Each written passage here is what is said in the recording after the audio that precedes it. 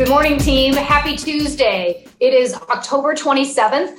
I'm Amy Core, and I'm live out of our Hinsdale office, and I'm joined by Kevin Van Eck, who's live out of Goose Island office. Grab a hot cup of coffee and join us for another episode of Coffee with Amy and Kevin. Yes, good morning, Amy. Good morning, everyone. I hope you've got your coffee full and you're ready to go for the day. I know we are. We have a very exciting episode today. We've been talking about branding this week so far on It's All About Love.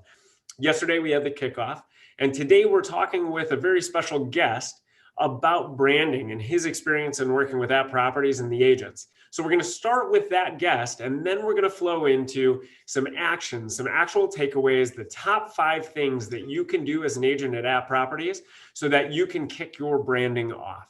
So Aim, tell us who our guest is.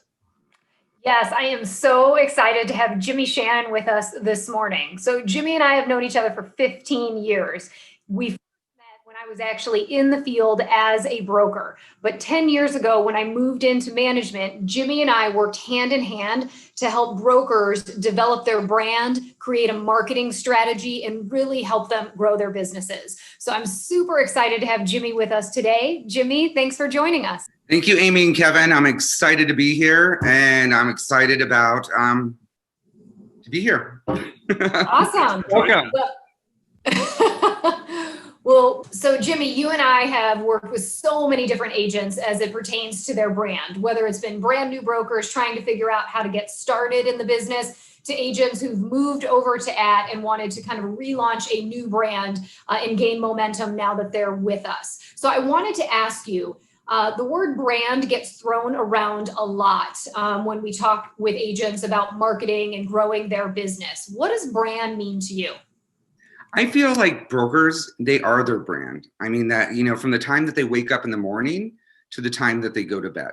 The first text in the morning, the first call that you give in the morning to the last email before you go to bed at night, and everything in between. Your brand. When you go to the kids, when you play paddle, when you go to the grocery store, you're your brand, and you have to represent yourself 24/7. I think that is the most important and key thing to any broker's brand.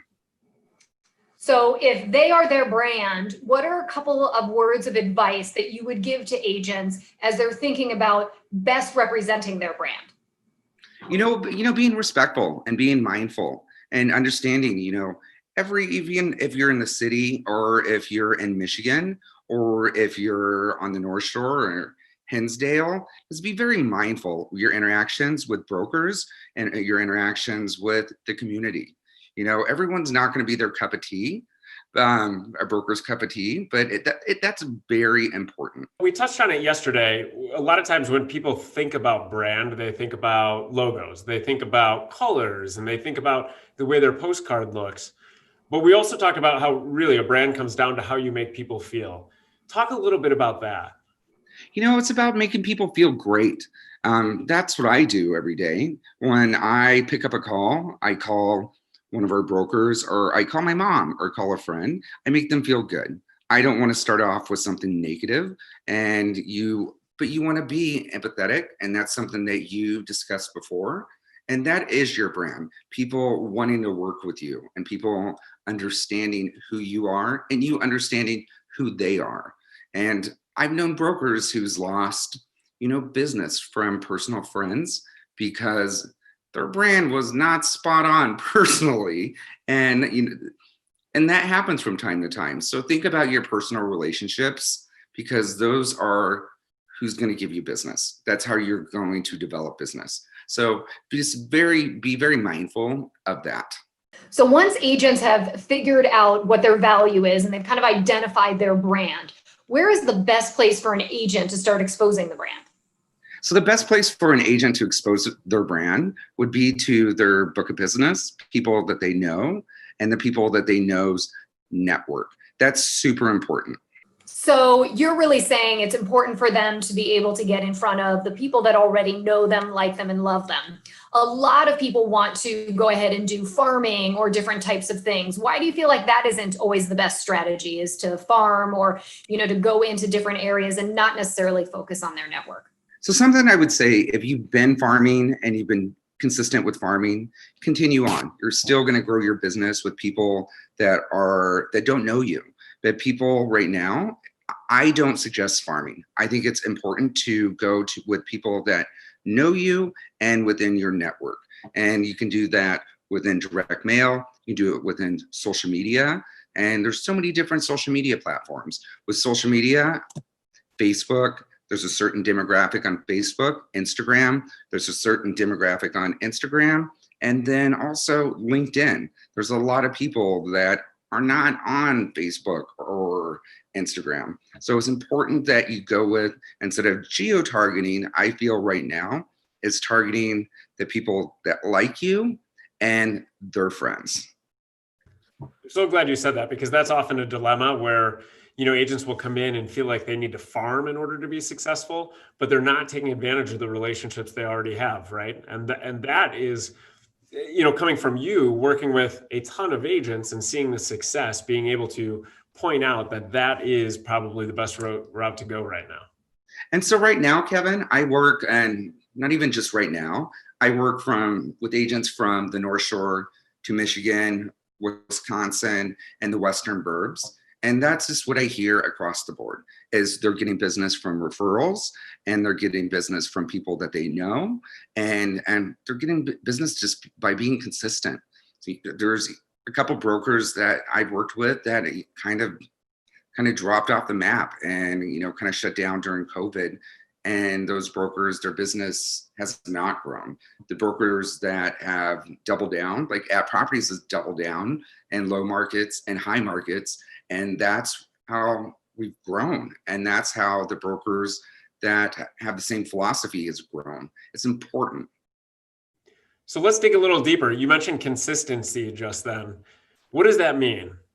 Consistency means consistent reach out. Within our CRM, I recently started using our CRM, and I've been consistent. Happy birthday, text or email or calls. I've been consistent on happy anniversary. And just popping in again to social media. It might not be everyone's thing, but that's creates relationships of understanding where someone's at, and super important. And again, from St. Joe all the way to Lake Bluff, all the way over to Barrington, these brokers that are consistent and doing consistent direct mail, doing consistent advertising if it's applicable in your market, and then being consistent on social media and consistent on relationship building. Super important.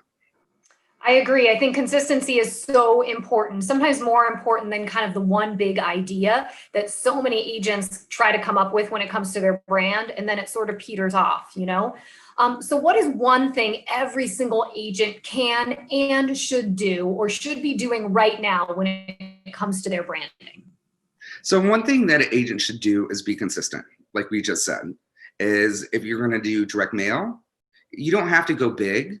Just go with your sphere and start with that and be consistent. You see a return. If you're going to do social media, don't go big. Be consistent. You'll see a return. Those are two major things that I feel and know that's true and tried with brokers that works. All right, so Jimy, so I am a new or newer broker, and I maybe have been in the business for, a couple of years, but now I'm really wanting to start thinking about focusing on or building my brand. What would your suggestion be to somebody who's kind of in this boat right now? So someone that's in this boat right now is we've developed our training and coaching team is the top 5 things you need to do to grow your business. And this will be forwarded on within this video strand. And it's tried and true. It's important that you work on that. And then we can go on to a phase 2 of a more robust custom marketing strategy.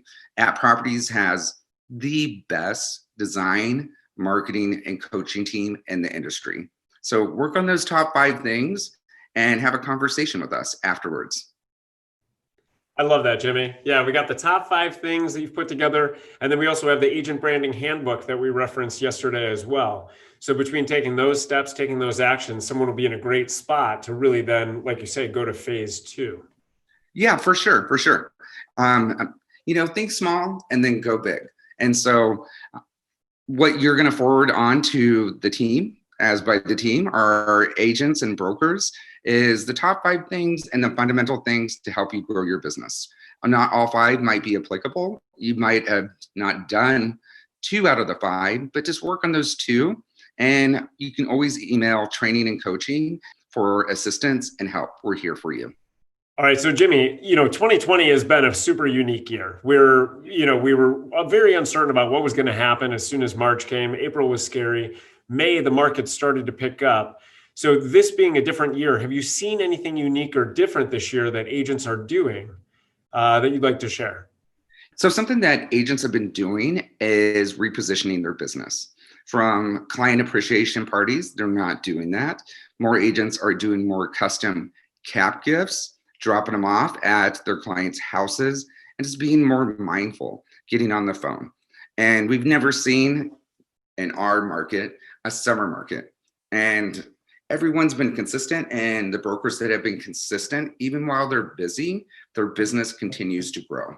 Another thing that I saw within this year is our brokers giving back to the community, from giving food to taking care of their neighbors to reaching out to people that are marginalized, just across the board. And that's part of At Property's philosophy, and that's who we are as an organization, and that's your brand. Giving back. It's not about the dollar, it's about loving what you do, loving where you live, loving your community, and just being a part of that community. Awesome. Thanks, Jimy. Thanks for joining us today and talking about branding. We appreciate it. Thank you, everyone. I look forward to seeing you as well. So it was so great to hear from Jimy about branding because he's got a lot of experience working with agents. Now we're going to transition into those 5 things, the worksheet that Jimy was talking about. It's in your packet. The 5 things that we recommend for brokers to start with when they're thinking about branding and creating exposure with their brand.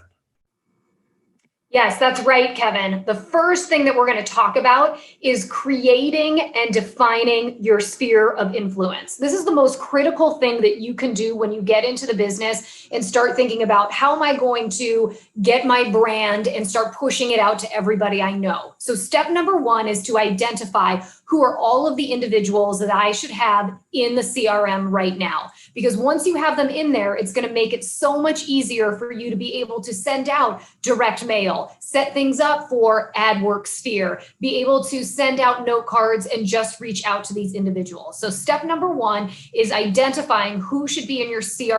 Essentially, who is your sphere that you're going to need to be reaching out to? Yes. And number 2 is direct mail. And I know sometimes we say that direct mail is old school, but here's the thing, it works. Direct mail still works. It is the only way you can get something into somebody's hands where they can see your name, your face, and At Property. So when we talk about direct mail, there's 2 ways to do it. The first is, and what we highly recommend, if you have a sphere, like Amy just talked about, you have your sphere, make sure they are getting direct mail at least 1 time a month at a minimum. Recommended is 2 times a month. And there are brokers who have seen huge success from setting it up so that every 10 days, that's 3 times a month, their sphere is getting a postcard in the mail. Now, we also talk about farming, but what we want to make sure before we get into farming is that you are targeting your sphere first. They are the ones that already feel close with you and have a relationship with you. It's much easier to convert them than somebody who you don't know receiving a postcard once a month. So start with sphere, then we can turn on the farming. Or if you're from outside of the area, you don't have a sphere here, farming may be your only option. But again, consistency really is key here when we're talking about direct mail. Consistency and frequency. That is great advice, Kevin. The third thing that I want to talk about is your online presence and basically your footprint out there for everyone to see. It's really critical for you to take the time to make sure that your online presence is up to date everywhere. And what do I mean by that? You should be checking all of the major sites. When people search your name online, you may actually pop up and they will see information. Those are sites like realtor.com, Zillow, Trulia. You want to make sure that you're set up correctly on Facebook, on LinkedIn, on Google Business, and on Facebook Business, because these are the sites, again, when people are out searching and looking for you and want to get more information, you're going to pop up. So you want to make sure that your profile is up to date. It's got the most recent information about you. It's got your correct resume, because let's face it, the first thing that people do when they get your contact information is that they're going to Google you. They're going to want to try and get more info. The second thing that you need to do in regards to your online presence is, once you've gotten all of these set up, you want to make sure that you are getting testimonials or reviews from anybody in your sphere or your past clients. And then you want to make sure that those get uploaded onto these sites, where they're not only going to have your profile information, but there's going to be information about feedback or testimonials that you've received. So make sure those are, people are going to glance at you and what your business is all about. Okay, that's the most important step when you're looking at your online presence. The next thing, or number 4, as it pertains to online, you're going to want to go to this next step once you've set up your online profile, and that is creating your social media and online marketing and advertising strategy. So what you're going to do is, I want you to then go ahead and upload your sphere into the Facebook Ad Manager. Facebook has the ability for you to go in and upload your entire sphere. What that's going to allow you to do is to be able to target your sphere of influence and push your brand out in front of them on Facebook. So these are really important things that you can start doing to create your social and online presence. And then the 5th thing is really taking advantage of our relationship with leading RE, that's leading real estate companies of the world, and Luxury Portfolio. And the reason why this is so important is that with this network, we have not only exposure around the globe with partner brokerages and the ability to create success for our clients outside of our immediate markets. Really, the key here is we have resources through Leading RE and Luxury Portfolio that we can use. So in one case, one of the resources that are available there that you should familiarize yourself with are the stats, the data, because in fact, Leading RE and Luxury Portfolio create more success around the globe than any other network. So when you have a seller who might be interested in international exposure, this can be really important information to know and be able to convey. But more so in terms of marketing specifically, there are some free opportunities here, including sending out Luxury Portfolio magazines to a subset of your database for free. And then also Lux Interiors and Design magazine, where it's $5 a subscription. They get 6 subscriptions or 6 issues a year for $5. It's unbelievable. And we need to be able to take advantage of these things. So make sure that you look in the packet and follow the instructions to go in through platform to the Luxury Portfolio dashboard, where you're able to order these magazines. That's right, Kevin. These are all really great things for you to get started. And as we mentioned earlier, this should be the first stop for you to take a look at, how can I extend and start developing a great brand that people can see. Once you've done this, you can then go to the next step, where you maybe take your brand to the next level, looking at a logo, how to do some other things to create and continue to extend your custom brand. But this is a great start. This information is attached, and feel free to reach out, as Jimmy mentioned, to our training and coaching team if you have any questions. And thank you so much for joining us today. We really appreciate it. Thank you for watching. As always, you can email us at coffee@appproperties.com. And please do follow us on social media. It's really important to us to make sure that we can continue bringing you the content and future guest speakers that we really want to have on the show. So thanks, Amy. Hope you have a great day. And everyone, make it a great Tuesday. Thanks, guys. Make it a great Tuesday. We'll see you soon.